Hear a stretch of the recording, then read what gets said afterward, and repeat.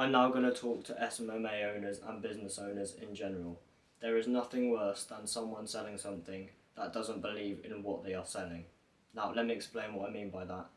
Let's say you are an employer and you have employees that do the selling for the company, for the business that you run, whether it's SMMA or anything other that is related. If they do not believe that you can get them as a business the results that you are promising the prospect, then they're not going to have a high conversion rate, a high sales rate as what they could have if they believed in it. Because if you don't have the belief in it, it's not going to come across in the sales call or in the meeting or however you kind of close the deal with a client, with a prospect. This will not work and your conversion rate will be down. As if they don't believe in it, how can you expect them to sell it well and sell it in the way that actually puts confidence in the prospect that you're selling it to?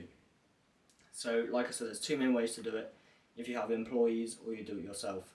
So when you have employees, you kind of need to make sure that they understand the product fully.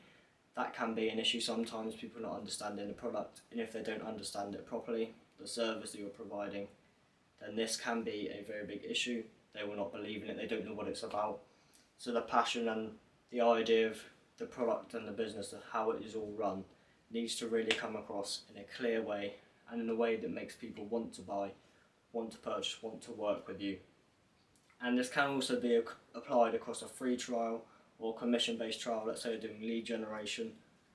This can be applied here as well. If you don't believe you can get the prospect however many leads or however many sales conversions from the ads or social media that you're running for them, how can you expect to actually make that come across and make them want to work with you?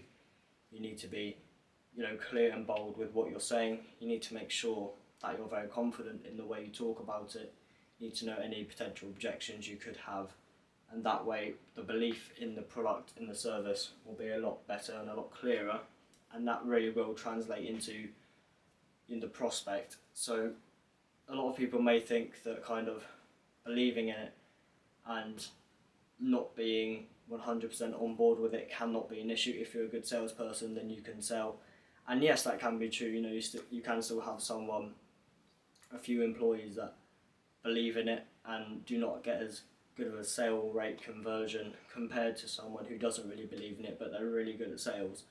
But if you have both and you combine training with putting the belief into the employees and making that come across to the prospect, then that will ultimately come across and beat the kind of one that is not converting well.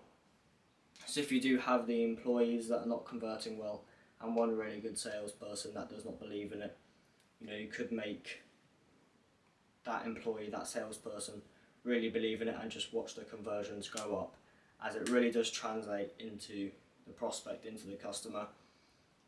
And you need to make that come across clearly in a way that they want to keep on working with you or make that one-time purchase if that's kind of what you're going for and what you're after. So believing in your product, in your service, in your idea is so important. Now, like I mentioned in the beginning, there's two ways to do it. Either the business owner doing it themselves or the employees. We've kind of touched on the employees. And if you're the business owner doing it yourself and you do all service providing yourself, I made a previous video about how to make service delivery efficient and effective. That was the last video I posted, so make sure to check that out if you haven't already after watching this video, as the two go very well together. So the business owner, if they're running it and they're selling it all themselves, they are the only one doing it, then having the belief in the product, making that come across to the prospect, will often, even if you are on your own, you don't have a team of salespeople, this will still translate into the prospect as the kind of the feeling of the product, the idea of it is transferred. So I can't stress enough in this video that if you're selling something you don't even believe in, or if you're offering them a free trial that you don't think you can get them results, you either need to adjust your offer, adjust what you're selling, or put that belief into your employees or into yourself. So that is the big takeaway of the video, and that is the two things that need to be implemented if they are already not. So if you do not believe in the product that you, or service or free trial that you are doing, You need to make sure that you either change that free trial to make it something realistic. You can't have something that is not realistic, or you need to put that belief into your employees or into yourself. So that is the big takeaway. Do not sell anything you do not believe in. Thank you very much for watching. Remember to take it one step at a time, and I'll see you in the next one.